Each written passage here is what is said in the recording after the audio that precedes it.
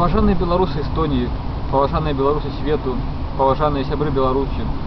Дазвольце па асабістаму даручэнню старшыні рады БНР Івонкі Сурвілу павіншаваць вас з днём слуцкага збройнага чыну, з днём герояў.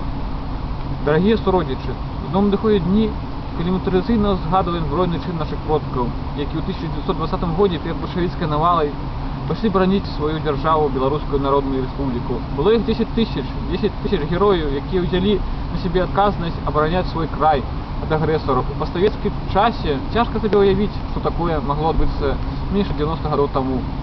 Каб наш край быў вольным, слуцкіх ветэранаў, якія выжылі ў тым змаганні, у Беларусі шанавалі і паважалі як герояў найлепшых сыноў і дачок нашай зямлі. На жаль, мы сталіся чужой калоніяй. Не толькі не шанавалі акупанты, але каралі змагароў за іх геройскі збройны чын. Пра загінуўшы дзесяцігоддзі мне згадвалі.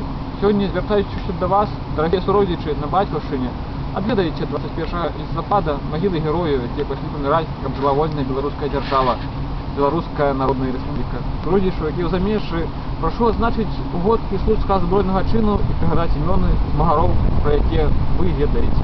Я асабіста прыпамінаю першага сваяка Мушака Леона Рыдлеўскага, які пазнаёміўся яшчэ ў дзяцінстве, і магіла якога адведвае наша грамада ў Лондоне.